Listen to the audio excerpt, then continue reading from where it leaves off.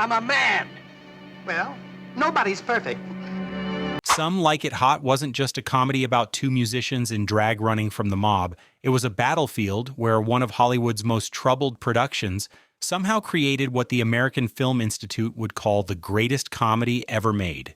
Behind those perfect laughs and flawless timing was a nightmare of forgotten lines, explosive confrontations, and a director pushed to the absolute edge of his sanity. Today we're diving into 20 weird facts about Some Like It Hot that reveal just how close this masterpiece came to complete disaster. Let's pull back the curtain. Fact number 1.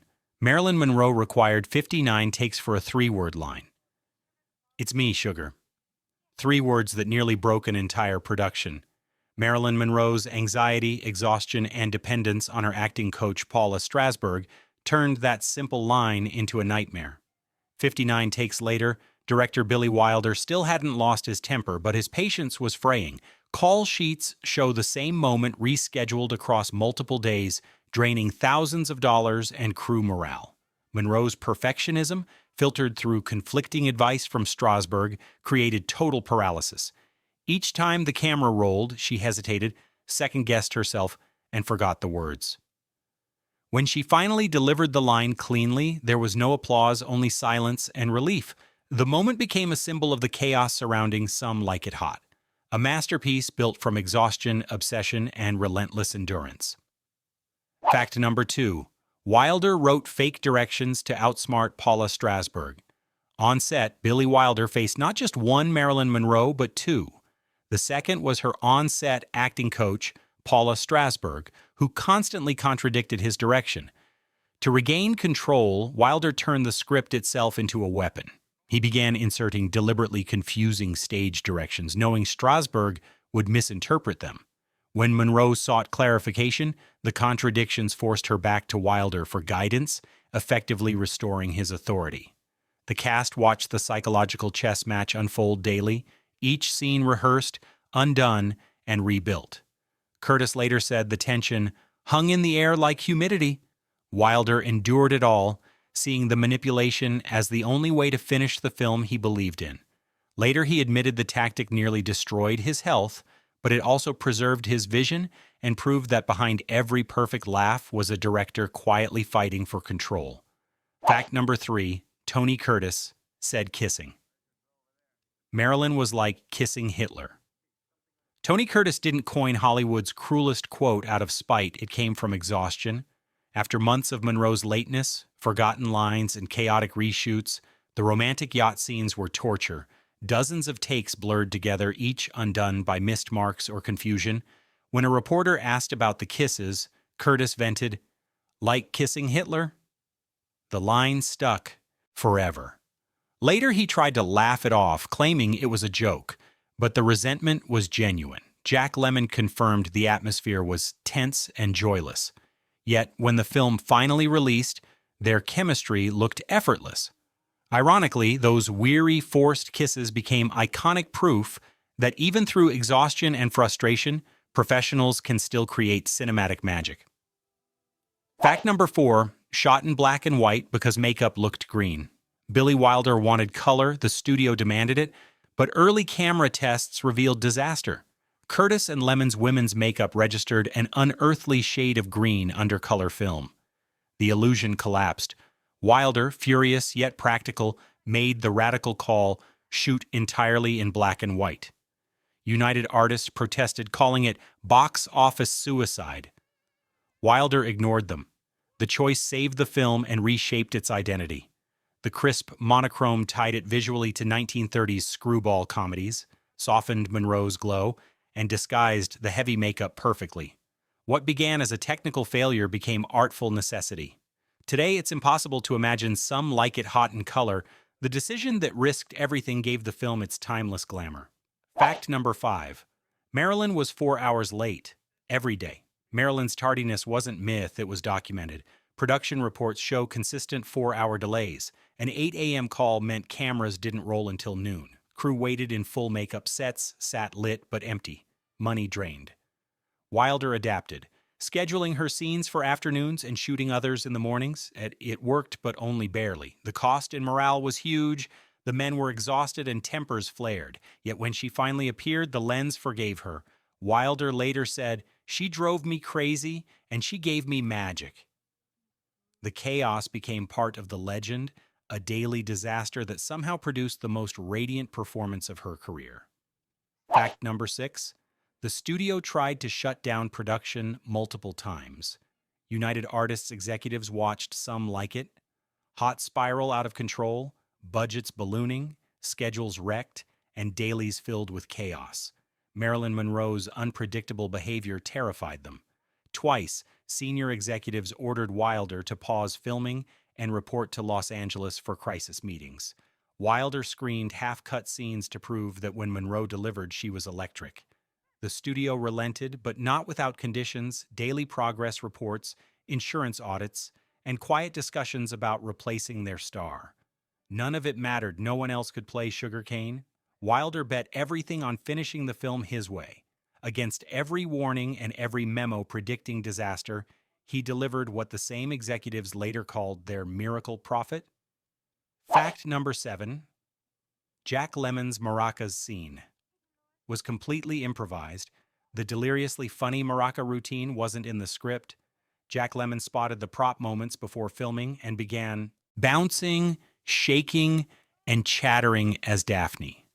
Wilder didn't yell, "Cut." He simply let the cameras roll as Lemmon built a rhythm of chaos and joy. Tony Curtis broke into real laughter off camera, some of which remains in the final cut. The scene captured everything the production otherwise lacked: spontaneity, ease, and pure fun. Wilder later said it was the only day I didn't feel sick. Lemmon's impulsive performance turned exhaustion into electricity and proved that genuine invention could still bloom inside a production held together by sheer willpower. Fact number 8. The film violated the production code in multiple ways. In 1959, cross-dressing, sexual innuendo, and same-sex subtext were still banned by Hollywood's production code. Some Like It Hot gleefully broke them all. The censors refused to grant the seal of approval, labeling the script morally perverse. Wilder released it anyway, gambling that audiences and money would override the code's power. He was right. The picture's enormous success embarrassed the censors and accelerated the system's collapse.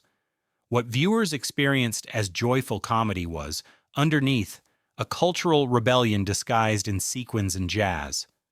Wilder had proven that laughter could be revolutionary and that audiences were far more mature than Hollywood's gatekeepers believed. Fact number 9. Marilyn Monroe was pregnant during filming. Behind the delays and fragile moods was a secret. Monroe was pregnant and terrified of another miscarriage. The strain of tight costumes, exhaustion, and stress worsened her anxiety. Wilder and most of the crew never knew.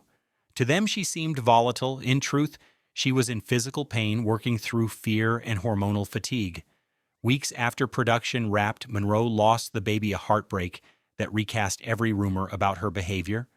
Wilder later admitted, "Had I known, I would have moved mountains for her."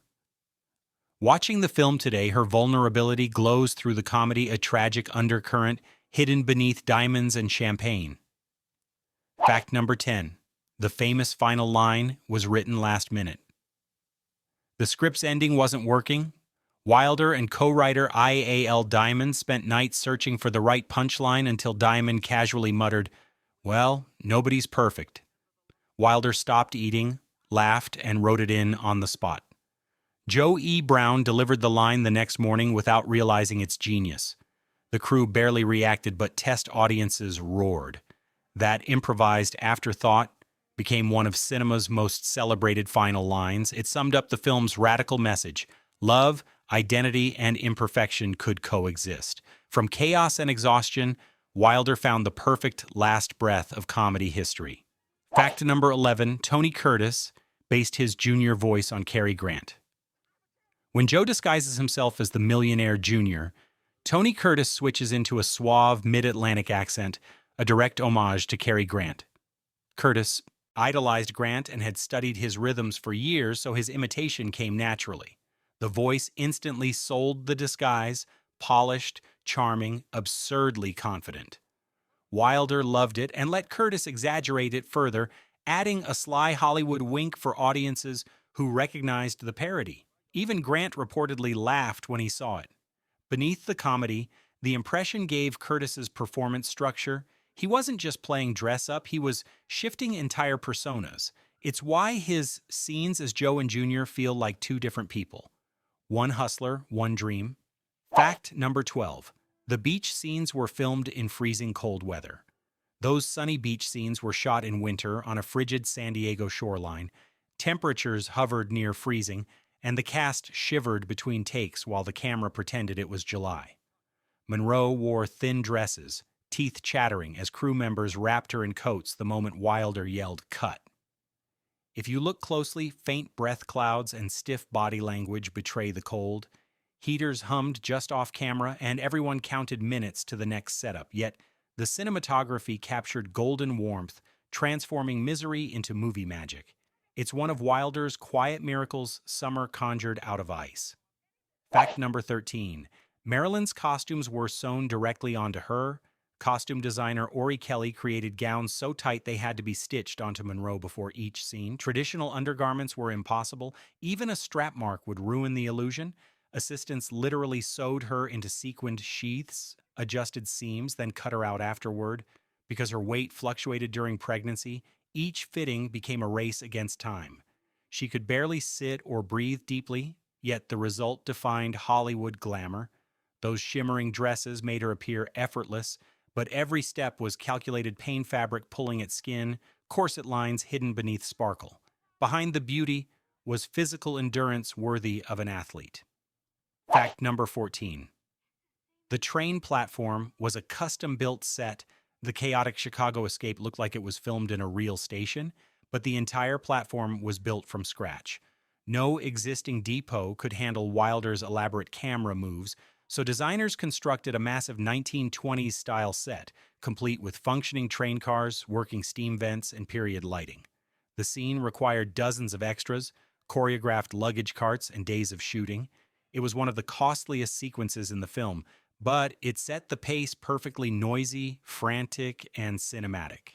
That single fabricated platform established the world's texture before a single joke was told. Fact number 15. Joe E. Brown accepted the role. Sight unseen, veteran comedian Joe E. Brown joined the film without reading the script. He trusted Billy Wilder completely. Only after signing did he learn that his character would fall for a man in disguise. Instead of objecting, Brown laughed and embraced it. His warmth made Osgood Fielding Lilford more than a punchline. He became the film's heart. Brown's sincerity turned the final twist, well, nobody's perfect, into gentle acceptance rather than ridicule. His decision to play it straight and sweet gave the movie its emotional balance, proving that even the silliest premise could end with kindness. Fact number 16. Billy Wilder developed stress-related health problems during production. The production of Some Like It Hot literally made Billy Wilder sick. He developed stress-related back problems that required medical treatment, and his doctor warned him that the production conditions were genuinely dangerous to his health. Wilder ignored the advice and continued working, but colleagues noticed his deteriorating condition. He was taking medication daily, sleeping poorly, and showing physical signs of extreme stress. The combination of Monroe's unpredictability, the studio's pressure, and the enormous creative responsibility was crushing him. What kept Wilder going was his absolute belief in the material and his refusal to let the difficulties defeat him. He later called Some Like It Hot both his favorite film and his most difficult production, and those two facts are connected. The stress of creating something great under terrible conditions left permanent marks. Wilder's subsequent films showed him to be more cautious about casting, more protective of his health, and more willing to compromise on production conditions. But during Some Like It Hot, he pushed himself beyond reasonable limits, and the physical toll was severe. His commitment produced a masterpiece, but at genuine personal cost. It's a reminder that great art often requires real sacrifice, and the people who create it pay prices that audiences never see. Fact number 17. The film's original ending was much darker. Billy Wilder's first script draft for Some Like It Hot ended with Joe and Jerry being discovered by the mob and facing serious danger. With implications that violence might follow, the tone was much darker, more aligned with the film's opening Chicago Massacre sequence. But test audiences and studio feedback pushed Wilder toward a lighter resolution, and he struggled with how to maintain the comedy while providing satisfying closure to the mob plotline. The solution was to essentially abandon the mob storyline in the final act, letting it fade into the background while the romantic complications took center stage. Some critics have noted this as a structural weakness, but Wilder defended the choice, arguing that the mob was always just a device to get the characters into drag, and the real story was about identity and acceptance. The final version barely addresses what happens with the gangsters, focusing entirely on the romantic resolutions. This tonal shift could have felt jarring, but somehow it works because the audience is so invested in the character relationships that they don't care about the mechanical plot anymore. Wilder's willingness to abandon his original vision in favor of what the material was naturally becoming shows his flexibility as a storyteller, even when it meant discarding ideas he'd initially considered essential. Fact number 18. Monroe's performance improved dramatically in post-production. Here's something even film professionals often don't realize. Marilyn Monroe's performance in Some Like It Hot was essentially created in the editing room. Yes, she delivered the raw material, but editor Arthur P. Schmidt performed absolute magic by selecting specific takes, sometimes combining multiple takes of the same line to construct coherent scenes from chaotic footage. When Monroe couldn't deliver a complete take cleanly, Schmidt would use her best reading of line A from take 12, her best physical movement from take 30, and her best facial expression from take 47, cutting them together seamlessly. This process was extraordinarily labor-intensive and required Schmidt to review countless hours of footage to find usable moments. Billy Wilder worked closely with Schmidt, essentially directing the performance again during post-production through strategic editing choices. Modern digital editing makes this process easier, but in 1959, it required precise film cutting and splicing, with each edit representing an irreversible commitment. The result is that Monroe's performance appears effortless on screen, but it was actually assembled piece by piece from hundreds of takes. This doesn't diminish her work. She still had to deliver those moments of brilliance, but it reveals that great film acting is often a collaboration between performer, director, and editor. Schmidt's contribution to Monroe's iconic performance deserves far more recognition than it typically receives. Fact number 19. The film was banned in Kansas.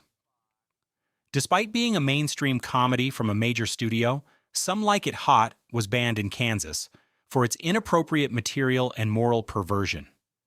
The state censorship board specifically objected to the cross-dressing premise, the bedroom scenes, and especially that final line, suggesting acceptance of a romantic relationship between two men. Kansas's ban made national news and actually helped the film's publicity, creating controversy that drove audiences in other states to see what all the fuss was about. The ban lasted for several months until United Artists fought it through legal channels, eventually winning the right to show the film uncut. But the controversy revealed deep cultural divisions about what was acceptable entertainment. While most of America was ready to laugh at Billy Wilder's subversive comedy, conservative regions saw it as a genuine threat to moral values. This tension between progressive filmmaking and traditional values would define much of 1960s cinema. Some Like It Hot was simultaneously a hilarious comedy and a cultural flashpoint, proof that entertainment is never truly separate from queer politics and social values. The Kansas ban is now a historical curiosity, but at the time it represented real consequences for pushing boundaries. Fact number 20, Tony Curtis and Jack Lemmon remained close friends for life. The grueling production of Some Like It Hot forged a genuine friendship between Tony Curtis and Jack Lemmon that lasted until Curtis's passing. The two actors bonded through shared suffering during those months of production chaos, developing mutual respect and affection that transcended typical Hollywood relationships. They socialized regularly after filming, supported each other's careers, and spoke about each other with genuine warmth in interviews decades later.